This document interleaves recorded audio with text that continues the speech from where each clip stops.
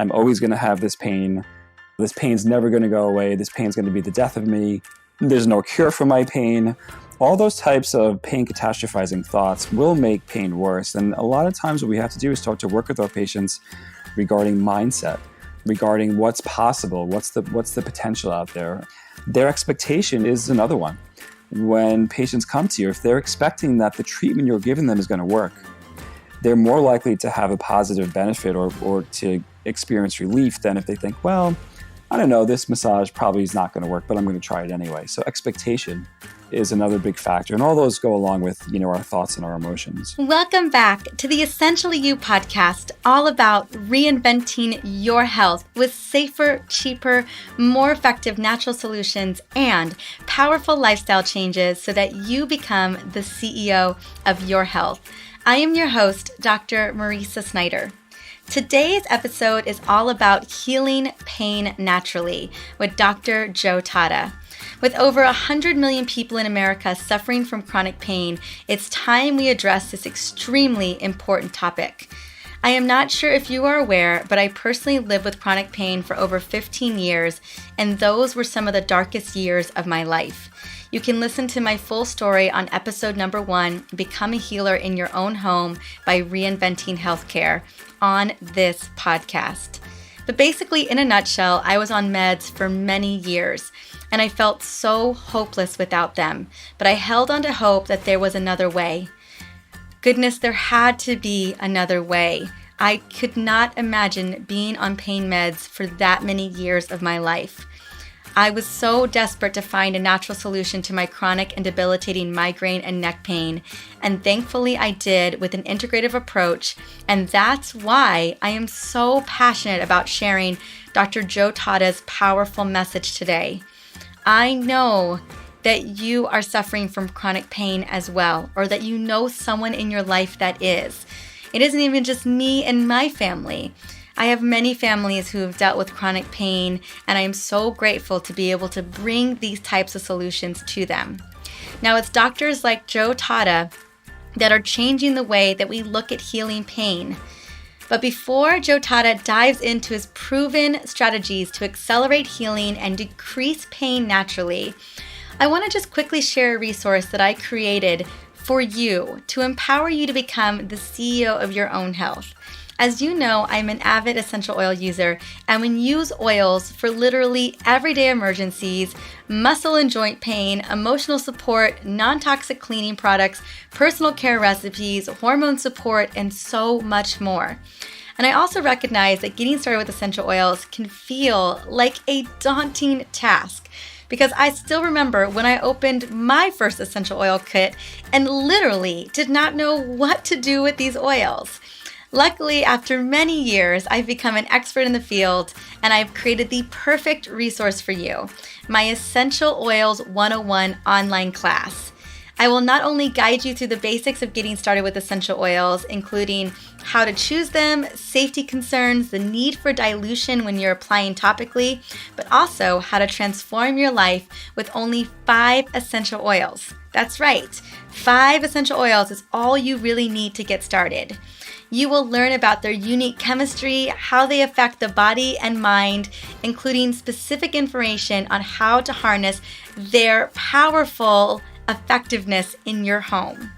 Now, the number one question I get asked literally every single day is, how do I use essential oils on myself and my family?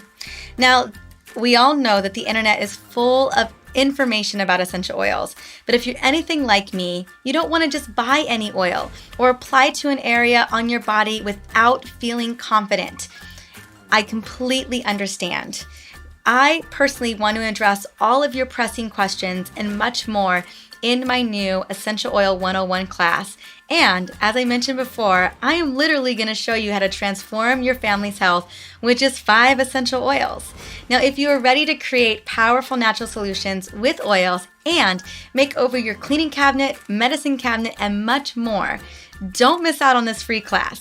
You can find the link in the show notes at drmarisa.com/episode 31, or just go to drmarisa.com/EO class. That is E as in elephant, O as in ostrich class. I can't wait to be on this incredible journey with you. Now let's get back into how you can heal pain naturally with Dr. Joe Tatta. But before I bring him on, I just have to sing his praises. Dr. Joe Tatta teaches you how to retrain your brain and body so that you can live a joy-free and pain-free life that you deserve. He is a doctor of physical therapy, a functional nutritionist, and an integrative pain expert with the #1 best-selling book, Heal Your Pain Now. He is known for his integrating of neuroscience, nutrition, psychology, and movement into simple treatments for lasting pain relief. His mission is to quickly and compassionately heal your pain and reverse the global pain epidemic. And my gosh, what an epidemic it is. Now you can check him out on Dr. Joe's Healing Pain podcast. He's another podcaster as well. Or you can work with him by joining the Heal Your Pain, Heal Your Life Integrated Pain Relief Program.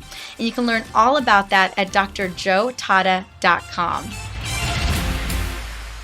Welcome, Dr. Joe Tatta. I am so happy to have you on the show today. Hey, Dr. Sandy, I'm so happy to be here with you. Awesome. Well, I am especially excited about this topic because, as you know, this is your specialty. Millions and millions of people are dealing with pain. And so we're going to be talking about simple strategies to live a pain-free, healthy, and happy life, which I think a lot of people want every single day. Absolutely. Who doesn't want to live with no pain or less suffering? Those are, I think typical human goals, if you will, to live a life that has, really no pain and the least amount of suffering possible. Absolutely. I absolutely agree. And I wanted to just dive on in. I'm always so curious about, the journey to getting here. So what has inspired you to really focus on helping millions of people become pain-free? Oh, my journey has like 3 roads that all lead to kind of where I am today. So the first road, the first kind of stop on my journey here was my mom went through a health crisis when I was very young. And I watched her go through a point in her life where she was very depressed and anxious and struggled with a lot of chronic pain. So my mom was a nurse and she used to work the night shift in a hospital that focused primarily on kids with cancer.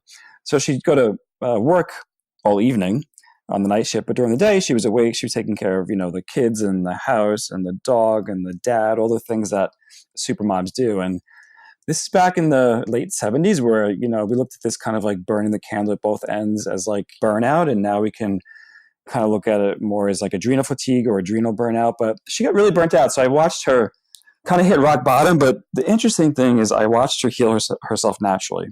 So she didn't take any drugs. She didn't have surgery. She didn't do anything that the traditional medical system probably would have pointed her in the direction of doing. She did everything 100% naturally. Nutrition was a big factor for her. Stress relief on a lot of different levels was a big factor. So I watched that and I was like, oh, that's really interesting. And from a kid's perspective, it fascinated me on how someone could kind of revive themselves, if you will. So throughout high school, I was also a gymnast. I had my own injuries, and I was always into health and fitness and, the human body and what makes it thrive. So physical therapy was a natural progression for me to go into that field in college. Somewhere in college or shortly thereafter, I developed a really rare autoimmune disease, which when you go in the sun, you actually break out head to toe in a rash. And I developed this when I was about 28 years old. So probably about, 10 different dermatologists and rheumatologists and all these types of specialists who couldn't figure out what it was. And it took me a while to figure out that I have a very severe gluten allergy / insensitivity that causes this to happen. So it pushed me in the realm of functional nutrition and functional medicine, and kind of that's my path and how I arrived at where I am today.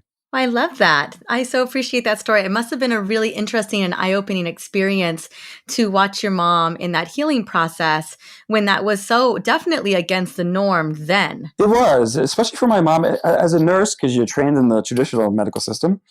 You're more likely to take a pharmaceutical medication or to find your cure, so to speak, in the aisles of a drugstore. But my mom was also she was very critical, and to this day, still is. She's very critical of conventional medicine. I think because when you are in healthcare, like you and I are, Maritza, you see a lot of success stories, but you also see a lot of stories of people who have gone down the wrong path, either willingly or unknowingly. And she was, smart enough to say, okay, I think I have to look at my lifestyle and fix my life. Something's really not working here. So it was really interesting. And I think back, this is, I'm 45 now. So I think back decades now, if I didn't watch her go through that, would my life have been different? And the answer I have come to the conclusion is definitely yes. Because she, as many moms are, they're role models for their family. And oftentimes the habits that your parents have, particularly your mother have, the kids are going to have as well. So, I'm thankful and knock on wood every day that I watched her heal herself naturally, because I had no idea that I was going to develop an autoimmune disease later in life that no one would be able to figure out a cure for. So I'm struggling with, breaking out in rashes. I have IBS. I have joint pain. I have all these things that so many of our patients struggle with. And I'm like, okay, I'm healthy. Like I'm in my, late 20s. I'm exercising. I'm sleeping okay. What is the problem here? For me, it was my gut health and a number of different other stresses that led to that. But, I think the lesson is the behavior changes that we can teach people. The earlier we can teach them, the better they're going to be. And you know what? I think each and every one of us, I know all the listeners on the show and I myself, we're surrounded with people who are struggling in pain. And my dad has had chronic low back pain since as long as I can remember. And then I grew up with chronic migraines for a good chunk of my life, 15 years of my life, I was struggling with that. And so I want to paint a picture a little bit about why chronic pain, which is what so many people are worried with. I mean, I think acute pain, we get that concept. You run into a wall or whatever, you're going to have some acute pain, but it's the chronic pain that is really, crippling so many people. And so let's talk a little bit about why is chronic pain so difficult to treat? And then what is happening that we still have so many people suffering from it? Yeah, they're both great questions. In the United States, we have about 1 out of every 3 people struggle with chronic pain. So it's about 100 million Americans who have chronic pain of some form or variety. The reason why we have really failed as a system and a society to treat chronic pain is that we've been treating it like acute pain. And acute pain responds really well to something like an anti-inflammatory medication or surgery. If you're, like you said, you run into that wall and you break your arm, that's acute pain. You need to have, let's say, that surgery stabilized or put in a cast or fixated surgically. But chronic pain is very different. And chronic pain is really less about the body and more about what's happening in the brain and nervous system. It doesn't mean that we ignore what's going on in the body, because there are aspects of our physical body that are important. But chronic pain really needs to be treated from what's called a biopsychosocial perspective. And that's a fancy word, but it means we have to look at what's happening in the body, but also what's happening in someone's brain, in someone's nervous system, as well as the complete environment in which they live. So we have yet really to develop that system of care in traditional medicine. Those of us in functional and integrative medicine have better skills and tools to do that. And can you tell us a little bit about, I know I'm going to probably go back to some of the other questions I'm thinking of, but I mean, initially, I know I'm thinking, okay, what does that really look like? And I know this is exactly kind of what you function or you work with your patients. So can you dive in a little bit into what it means to kind of work with that system?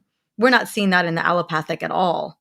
No, the allopathic system is what they call a biomedical model. And that's when someone comes in, we are treating them, we're giving them something that's treating the symptom. And that's the pharmaceutical medication, the surgery. It could be something, like a brace. It could be really any number of things that just treat the symptoms, where in that biopsychosocial model, we kind of look for the root cause of what the pain is. And what's interesting about chronic pain is that there's usually not just one cause. So with that acute pain, you break your arm, it's like, okay, it's the fracture. Let's just heal the fracture. Let's fixate the fracture and it'll be fine. But with chronic pain, we have to look at a number of different variables. Oftentimes when we look at people with chronic pain, the 3 more common kind of 60,000 foot variables are 1, their nutrition, 2, their stress level, and then 3, their sedentary behavior. So that's kind of like the 60,000 foot view of chronic pain. If you can start to dial in on the nutrition, on sedentary behaviors, and on someone's stress, then you're probably going to be about 75% of the way there. So a lot of it, as I'm hearing too, I mean, you're looking a lot at lifestyle, like what they're doing on a day-to-day basis to either move themselves out of that inflammation or move themselves into it more. That's right, and chronic pain is the largest lifestyle disease. So when we say lifestyle disease, people think of heart disease or diabetes or obesity, but chronic pain, it affects more people than heart disease, cancer, and diabetes combined. So we've given a lot of money and attention and research toward things like heart disease, but really the money and attention needs to start going toward things like chronic pain. Hmm. I liked that you were connecting. We talked just briefly touched upon that what happens with the neurological system. Can you talk a little bit more about the brain and pain connection? I know for me, there was a massive connection there for all of those years that I was dealing and suffering with migraines. I would love to hear a little bit more about that.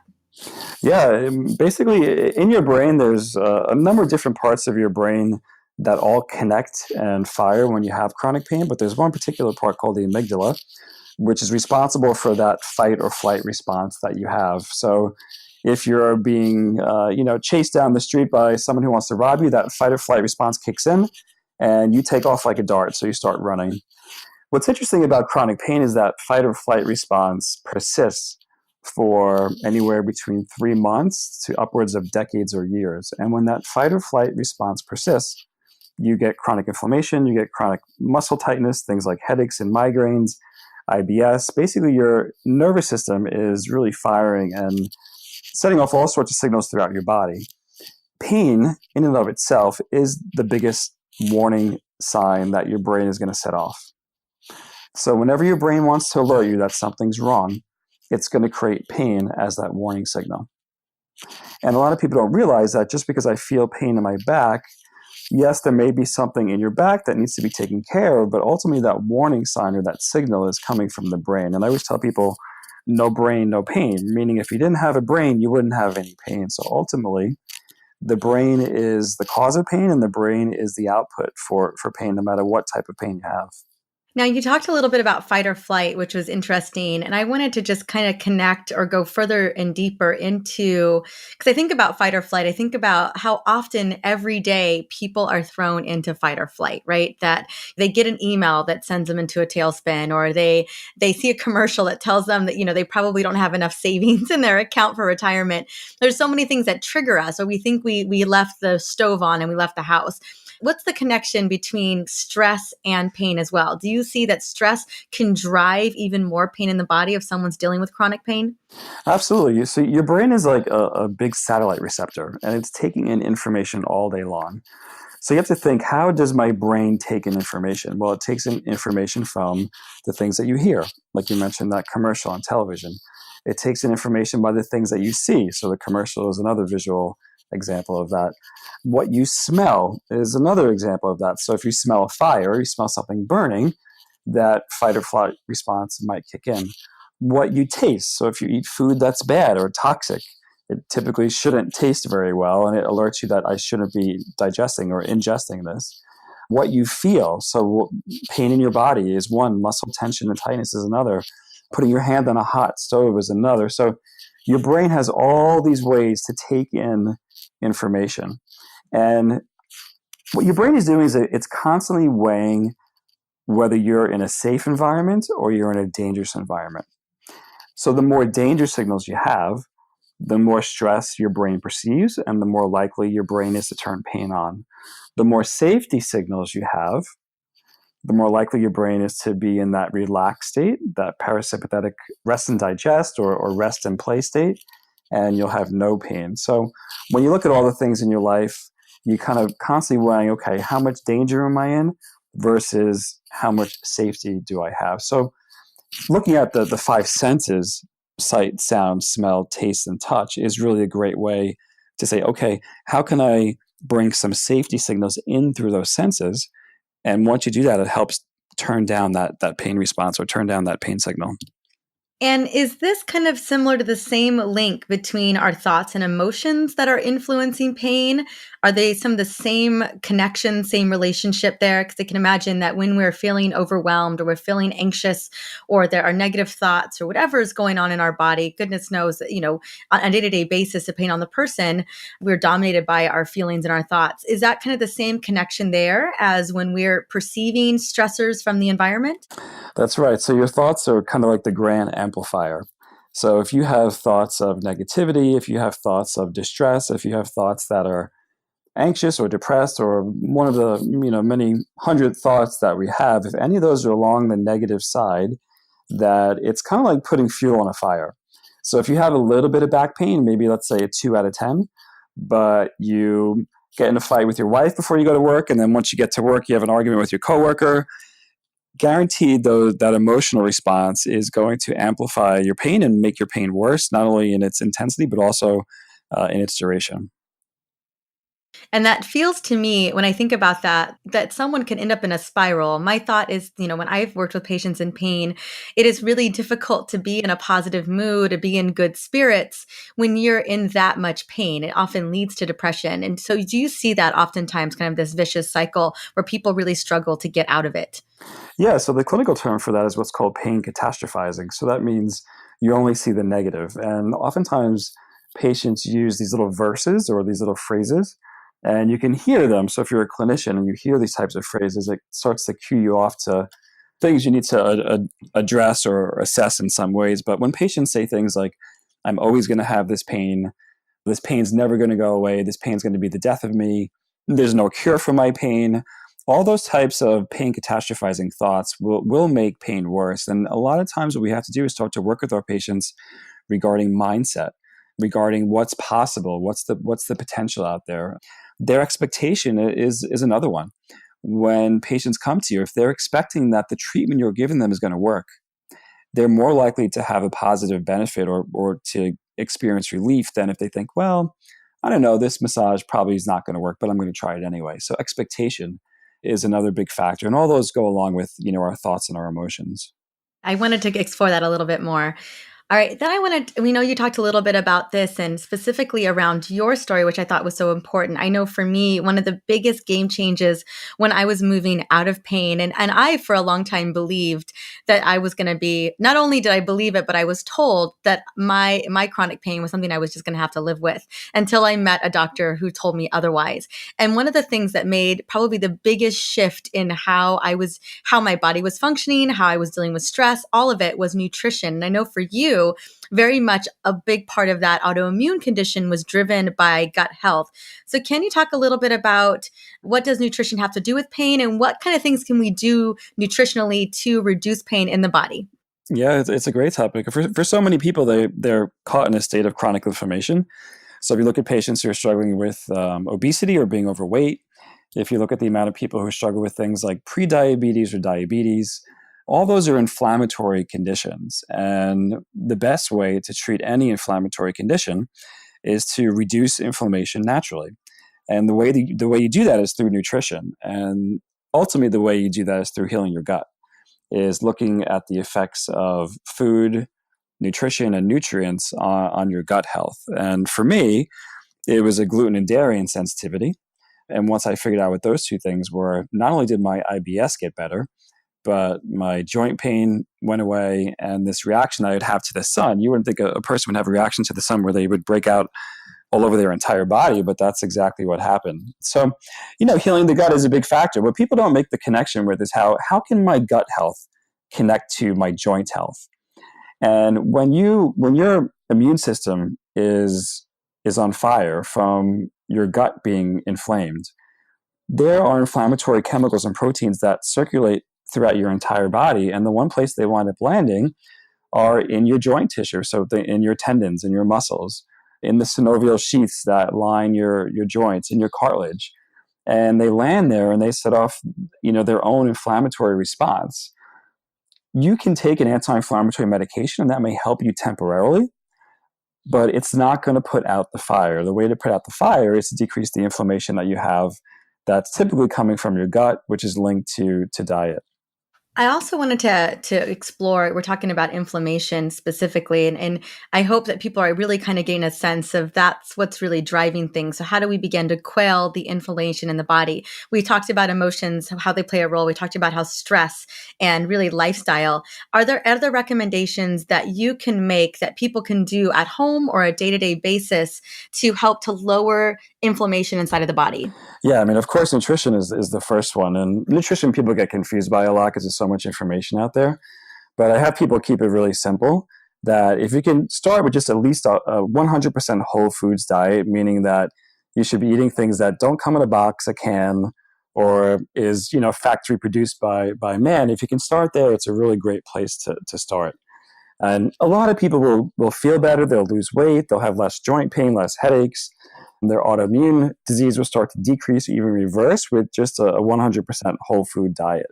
So, what's a whole food diet? It's fresh fruits and vegetables. It's lean cuts of poultry, beef, fish, nuts and seeds, even whole dairy, if that's something that you can tolerate and you have access to. But as well as I do, Maritza, that if you have an autoimmune disease, you need to kind of go one step deeper or one step further. So for those people looking towards some type of elimination diet where they kind of test foods on their own and figure out where their intolerance is to certain foods.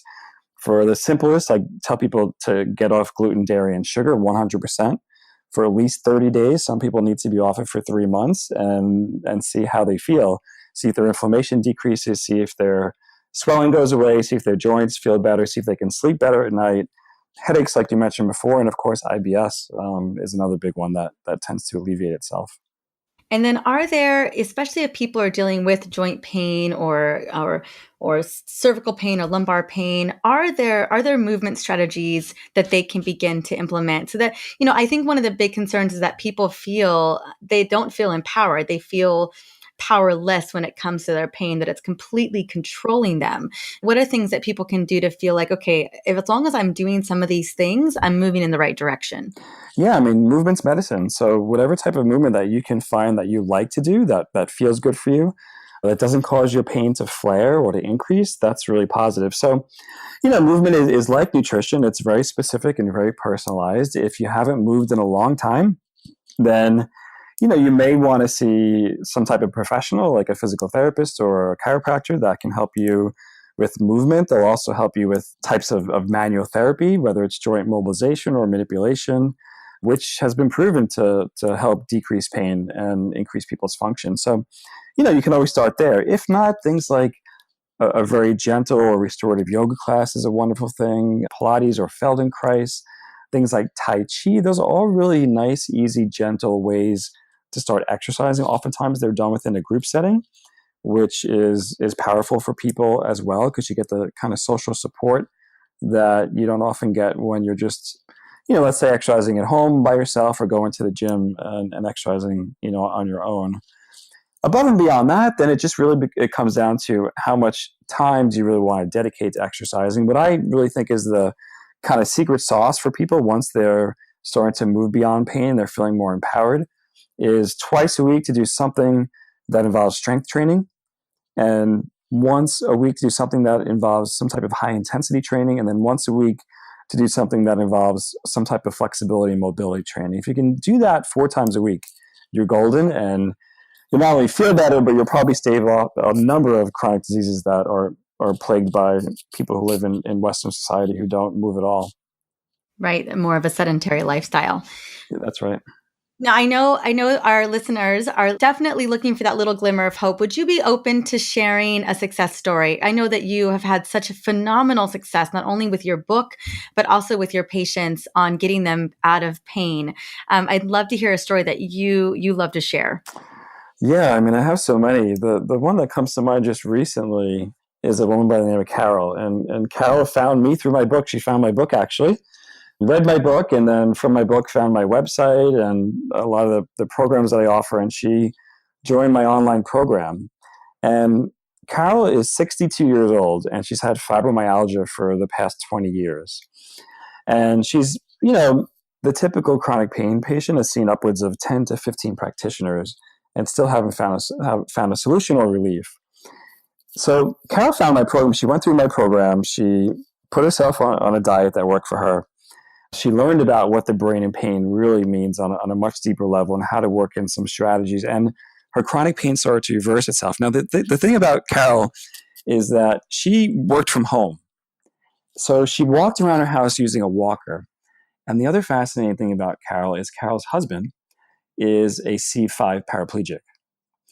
So she not only has chronic pain, but she lives and takes care of her husband who has a disability on his own. So she's got a lot on her plate. She's got a lot of things that cause her to have stress and to put pressure on her. But she was able to reverse her chronic pain. She no longer walks with a walker. She goes out walking in her neighborhood 4 times a night. And she actually goes to a warm water pool therapy class, which has been really great for her mobility and her strength. And for the first time in 30 years, Carol and her husband went on a cruise. So they took a vacation for the first time. So she's really been homebound. And for her, that was a huge, huge experience to be able to leave her home for a week, go to the airport, get on a plane, get on a boat, and cruise around the Caribbean and come back home to where she lives in outside of Chicago. So she's really kind of one of my big success stories recently. Oh my goodness, I just love that story. And gosh, what so much that she had on her plate. And just in case people are wondering, Dr. Tatta has a book called Heal Pain Now. It's a bestseller and I absolutely love it. Now, Joe, I love to ask this question to everyone. And I wanted to know, because people always want to know what the doctors are doing, especially because of your own story, right? Recovering from that autoimmune disease. I can't imagine not being able to go in the sun. I'm a California girl. And so I'm in the sun all the time. I mean, I live in San Diego. I don't even know. It's really hot right now today. So overcoming that yourself, it's such a big thing. So what is it that you're doing every day? Because clearly autoimmunity, I mean, we have the ability to heal it, but we always have to be so mindful of it as well. What are you doing? What's the one thing that you do or the natural solution that's the big needle mover for you to stay as healthy as you are? I only have to give you one thing. Is that just one Okay, thing? you can give me more than one thing, but I mean, you know what? There's been a lot of people who give me more than one thing, but Well, I'll say that, health is 80% nutrition based. So you really have to think of your nutrition on a daily basis. But other than that, for me, really for the past, I'd say about 5 years, I've gotten really into different types of mindfulness-based stress reduction. So different types of mindfulness meditation techniques that have really helped me, because I think the one thing that is always with you, even when you go on vacation, are your thoughts and your emotions. So you can escape friends and family that are stressful. You can escape a job that's stressful. You can escape so many different things, but your thoughts and emotions stay with you. And mindfulness-based stress reduction is a really wonderful way to decrease your stress, to decrease inflammation, to decrease pain. And in a lot of studies, it's actually linked to longevity. So for me, it's working in some type of mindfulness-based meditation technique, typically on a daily basis. It's really rare that I miss that. Usually it's anywhere between 20 to 30 minutes a day. I love it. Oh my goodness, that's such a wonderful thing. And I know that would be so helpful for so many people dealing with chronic stress and chronic inflammation. Yeah. Thank you for sharing that. Okay, now before we go, you have an incredible free gift that you're going to be offering, and I would love to hear about it. I have it right in front of me. It is your pain-free living guide. Yeah, so my pain-free living guide, I created this so people would, they'd be able to go a little bit deeper on some of the concepts we talked about today. So it talks about the basis of nutrition and how you can use nutrition to decrease pain. It talks about the brain and pain is the biggest part of that book, that oftentimes people don't realize the link between what's happening in their brain and nervous system along with the connection to their pain. So that's really what the book is about. And it's guaranteed to take you one level deeper. And in a lot of ways, it's guaranteed to help reverse your pain right now today. Well, I love all of the strategies that it has inside of it. So we're talking about mindfulness, the pain, emotional connection, which we just barely touched upon today, movement, nutrition, and even getting into functional medicine, really all of the facets to get people, well, at least move people in the direction of feeling, like I said, pain-free. We talked about that early when we got started. Now we're going to have the link to the gift in the show notes, and we'll point you exactly to where you need to go for that. So please take a moment, go to the show notes, download this link.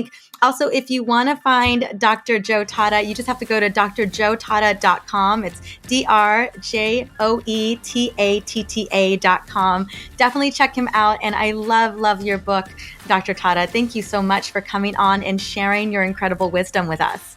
Thank you. It's been great being here with you today. Absolutely. Have a wonderful day. So often, many practitioners become healers because of their healing journey. Joe and I have always bonded over the fact that healing our health concerns inspired us to want to devote our lives serving you. Over the years, I've received hundreds of emails from you telling me about your chronic pain stories, asking for another way to heal. And that is why I'm so excited to share Dr. Joe's incredible expertise with you today. Now, if you are ready to dive into a new way of healing your pain naturally, do yourself the biggest favor and grab Dr. Joe's Pain-Free Living Guide. Now, his Pain-Free Living Guide is literally the ultimate resource to retrain your brain and body for a pain-free life. And honestly, what do you have to lose? This is one of the first steps that you can take to healing your body and becoming pain-free. Now, you can head over to the show notes to grab this incredible guide at drmarisa.com/episode 31, or just go to drmarisa.com/podcast. And also, register for the 101 class, the 101 Essential Oil Transformation class that I am hosting especially for you. And all you got to do is just head on over to drmarisa.com/EO class. Well, thank you so much for stopping by and listening in to the Essentially You podcast. Our next episode is all about the keto diet, which I know you've been hearing so much about. Or rather, we're going to be diving into the Ketotarian diet by Dr. Will Cole. Now, what I love about Dr. Cole's take on this diet is the incredible benefits for women just like you and me. So I can't wait for you to listen in on this incredible episode. But before you go, if you have even just 3 minutes, quickly head on over to iTunes or your favorite podcast platform and rate and review this podcast.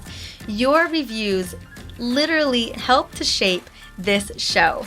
That way I can continue to serve you and other amazing women who are ready to become healers in their own home. Well, until the next episode, which I can't wait to see you there, have an incredible day.